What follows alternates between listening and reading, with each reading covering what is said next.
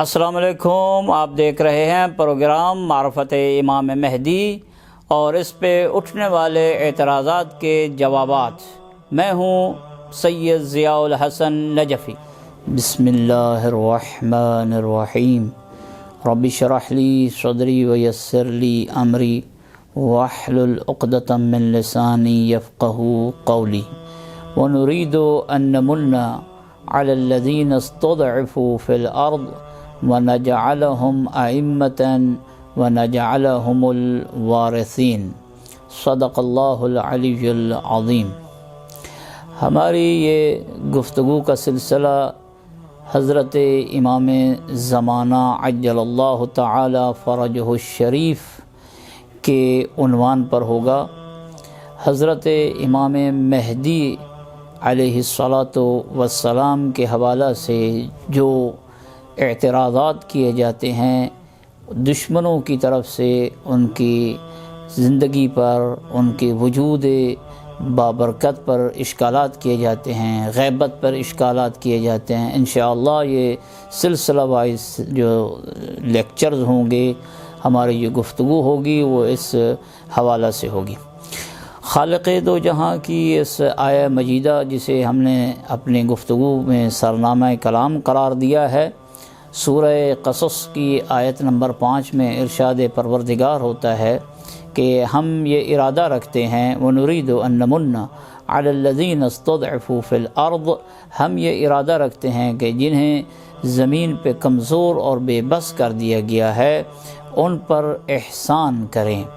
وَنَجْعَلَهُمْ أَئِمَّةً، اور انہیں لوگوں کا پیشوا بنائیں، وَنَجْعَلَهُمُ الْوَارِثِينَ، اور انہیں اس زمین کا وارث بنائیں۔ مفسرین کا اتفاق ہے تقریباً کہ یہ آیہ مجیدہ ائمہ ہدی علیہم الصلاۃ والسلام کے بارے میں آئی ہے، اور خاص طور پہ حضرت امام زمانہ علیہ الصلاۃ والسلام کے وجود پہ اور ان کی امامت پہ اور ان کی حکومت عالمیہ کے حوالہ سے یہ آیت جو ہے وہ دلالت کرتی ہے۔ حضرت امام مہدی علیہ الصلاۃ والسلام کی ولادت باسعادت جو ہے مؤرخین نے لکھا ہے 255 ہجری یا 256 ہجری میں ہوئی ہے، اور یہ قمری حوالے سے شمسی قمری حوالے سے جو یہ تاریخ بنتی ہے وہ ہے 869۔ تو یہ ان کی ولادت باسعادت کے حوالہ سے عام طور پہ مؤرخین نے اسے نقل کیا ہے۔ البتہ حضرت امام زمانہ علیہ الصلاۃ والسلام کی ولادت کے جو سن ہے اس میں ایک اور روایت بھی ملتی ہے، وہ یہ ہے کہ 232 ہجری کو حضرت کی ولادت باسعادت ہوئی ہے۔ حضرت کی ولادت نیمہ شعبان 15 یعنی شعبان المعظم میں ہوئی ہے، اور یہ وہ بابرکت شب ہے جسے روایات میں لیلۃ القدر سے کم درجہ قرار نہیں دیا گیا، بلکہ یہ لیلۃ القدر کے مساوی درجہ رکھتی ہے۔ تو اس گفتگو کے بعد جو یہاں ہمارا سلسلہ گفتگو ہوگا وہ حضرت امام زمانہ کی ولادت باسعادت پہ ہونے والا اعتراض ہے۔ عام طور پہ یہ اعتراض کرنے والے اعتراض کرتے ہیں کہ حضرت امام زمانہ کا کوئی وجود نہیں ہے، نعوذ باللہ، اور وہ ان کی ولادت نہیں ہوئی ہے، ان کا وجود ہی نہیں ہے۔ تو اس حوالے سے چند دلیلیں انشاءاللہ ہم اپنے آئندہ آنے والی گفتگو میں بھی پیش کریں گے اور یہاں بھی پیش کریں گے کچھ دلیلیں۔ سب سے پہلی دلیل تو یہ ہے کہ مؤرخین نے یہ واقعہ لکھا ہے کہ جب حضرت امام حسن عسکری علیہ الصلاۃ والسلام کا آخری وقت تھا اور وہ اس دنیا سے ظاہری طور پہ انتقال فرما رہے تھے، تو حضرت نے اپنے مخلص اور خلص جو بڑے چنیدہ قسم کے صحابی تھے، جن میں جناب محمد بن عثمان بھی تھے، ان کو حضرت امام زمانہ کی زیارت کروائی، ایک حجرہ میں لے گئے اور اس حجرہ میں حضرت نے جا کے زیارت کروائی، اور یہ 40 افراد کا گروہ تھا جو خاص اور خالص صحابی تھے حضرت امام حسن عسکری علیہ الصلوۃ والسلام، اور اسے مورخین نے لکھا ہے، ینابیع المودت میں بھی لکھا ہوا ہے صفحہ نمبر 460 پہ، اور اسی طرح اکمال الدین و اتمام النعمہ میں شیخ صدوق رحمۃ اللہ علیہ نے بھی اس واقعہ کو لکھا ہے۔ اور پھر جب زیارت کروا لی تو اس وقت حضرت امام حسن عسکری علیہ الصلوۃ والسلام نے ارشاد فرمایا ان صحابہ کو، جو 40 صحابہ تھے، خالص صحابہ تھے، فرمایا ھذا امامکم، یہ آپ کے امام ہیں، من بعدی، میرے بعد اب آپ کے یہ امام ہیں، وخلیفتی علیکم، اور میرے بعد جو اللہ کی طرف سے جو خلیفہ ہے اور میرا جو خلیفہ ہے آپ پر وہ یہ ہے، اطیعوہ ولا تتفرقوا من بعدی، فرمایا آپ اب اس کی اطاعت کرنا، ان کی فرما برداری کرنا، کبھی بھی میرے بعد تفرقے کا شکار نہ ہو جانا۔ اور یہ جیسے میں نے عرض کیا ہے کہ تمام مؤرخین، اکثر مؤرخین نے اہل سنت کے بھی اور ہمارے جو اہل تشیع کے بھی مؤرخین ہیں، انہوں نے اس واقعہ کو لکھا ہے۔ لہٰذا اس واقعہ سے یہ ثابت ہو گیا کہ وہ بچہ موجود تھا، اور امام حسن عسکری علیہ الصلوۃ والسلام نے اس دنیا سے جانے سے پہلے اپنے مخلص صحابہ کرام کو اس بچہ یعنی امام مہدی علیہ الصلوۃ والسلام کے تعارف بھی کروایا اور زیارت بھی کروائی۔ دوسری دلیل، تمام اہل حدیث نے، محدثین نے یہ روایت مانی ہے کہ حدیث ہے من مات وہو لا یعرف امام زمانہ ہی مات میتتاً جاہلیتاً، یہ جو حدیث مبارکہ مختلف الفاظ کے ساتھ نقل ہوئی ہے، اور یہ حدیث کافی جلد نمبر 1 صفحہ 377 پہ آئی ہے، اور اسی طرح کتاب المحاسن میں بھی یہ روایت اور یہ حدیث پائی جاتی ہے۔ اسی طرح یہ دیگر جو مکاتب فکر ہیں، جو اہل سنت برادران ہیں، ان کی کتابوں میں بھی یہ حدیث موجود ہے، اور تمام مکاتب اسلامیہ کے نزدیک اس حدیث کی صحت اور قبولیت پہ کسی قسم کی کلام ہی نہیں ہے، یعنی یہ خبر صحیح قرار دی گئی ہے۔ اور شیخ مفید رحمۃ اللہ علیہ نے فرمایا ہے کہ اس حدیث کی صحت پر اور اس حدیث کی صداقت پر اور اس حدیث کی قبولیت پر تمام محدثین کا اجماع ہے۔ وہ یہ ایسی حدیث ہے جس پہ تمام محدثین کا اجماع ہے، اور یہ حدیث جو ہے وہ واضح طور پہ بیان کر رہی ہے کہ جو شخص مر جائے وہ لم یعرف امام زمانہ، اور اپنے زمانے کے امام کو نہ جانتا ہو، مات میتتاً جاہلیتاً، وہ جاہلیت کی موت مرا۔ اور جاہلیت یہاں کنایا ہے، یعنی اس زمانہ جو قبل از پیغمبر اکرم صلی اللہ علیہ وسلم کا زمانہ تھا، اس سے پہلے جو جاہلیت کا زمانہ، کفر کی موت مرا ہے۔ تو اب اس حدیث سے بھی یہ ثابت ہو جاتا ہے کہ ہر زمانے میں ہر انسان کا ایک نہ ایک پیشوا اور امام ہے، ورنہ اگر وہ اس زمانے میں مرا اور اس کا کوئی پیشوا اور امام نہ تھا تو جاہلیت کی موت مرا۔ یہاں بھی اس حدیث میں واضح طور پہ یہ دلالت کرتی ہے یہ حدیث مبارکہ کہ ہر زمانے میں امام موجود ہے، لوگوں کا وظیفہ بنتا ہے کہ وہ اپنے امام کی معرفت کریں، لوگوں کا وظیفہ بنتا ہے کہ وہ اپنے امام کی شناخت کریں، وَإِلَّا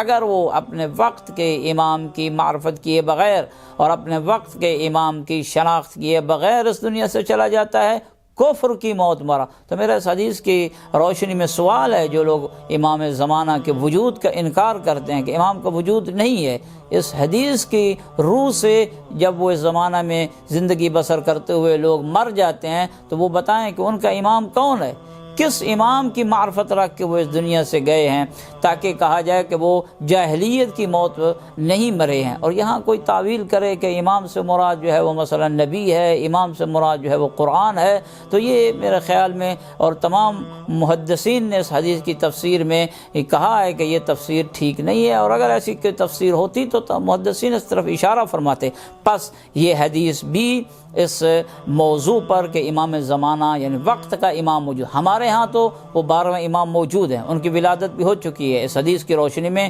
وہ یہ حدیث جو ہے ان پہ منطبق ہوتی ہے، فٹ آتی ہے کہ امام ہے، لیکن جو منکر ہیں امام کے وجود کے ان سے سوال یہ بنتا ہے کہ وہ اس زمانہ کا کوئی امام تو پیش کریں جسے وہ کہیں کہ یہ ہمارا امام ہے اور ہم اس کو اپنا پیشوا مانتے ہیں اور ہم نے جاہلیت کی موت نہیں مرنا ہے اور ہم اس کی معرفت رکھتے ہیں۔ یہ وہ حدیث ہے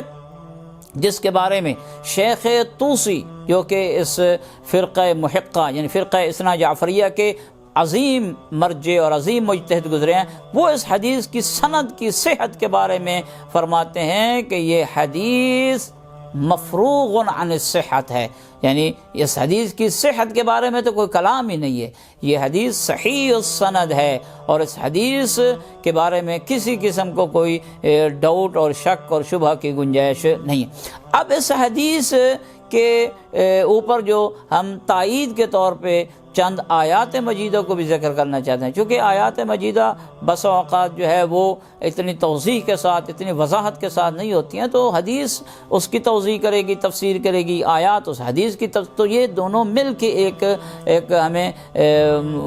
معنی کی طرف جو ہے وہ لے کے جاتی ہیں۔ قرآن مجید کی آیہ مجیدہ بھی ہے جو اس حدیث کے مضمون کے ساتھ ملتی جلتی ہے، جس میں ارشاد پروردگار ہوتا ہے بسم اللہ الرحمن الرحیم یوم ندعو کل اناس بامامہم، قیامت والے دن ہر انسان کو اس کے امام کے ساتھ پکارا جائے گا۔ اب 2021 میں جو لوگ بس رہے ہیں اور اس دنیا سے چلے جاتے ہیں تو ان سے سوال ہے کہ آپ کا امام کون ہے جس کے ساتھ آپ کو قیامت والے دن پکارا جائے گا۔ اسی طرح جو اس سے پہلے سالوں میں لوگ گزر گئے اور مر گئے ان سے پوچھا جائے گا کہ آپ کا امام کون ہے، چونکہ قرآن مجید تو قیامت تک کی کتاب ہے، قرآن مجید میں تو کسی قسم کی کوئی زمانے کی تخصیص ہی نہیں ہے، قرآن مجید میں شک و شبہ کی گنجائش ہی نہیں ہے، ہر زمانے کے لیے نا یوم ندعو کل اناس بامامہم، ہم ہر زمانہ میں قیامت والے دن جو ہے وہ لوگوں کو ان کے امام کے ساتھ جو ہے وہ پکاریں گے، لہٰذا یہ بذات خود آیہ مجیدہ بھی اسی طرح دلالت کرتی ہے۔ اسی طرح ایک اور آیہ مجیدہ بھی ہے، وہ بھی ارشاد پروردگار ہے جو اس مضمون پہ دلالت کر رہا ہے۔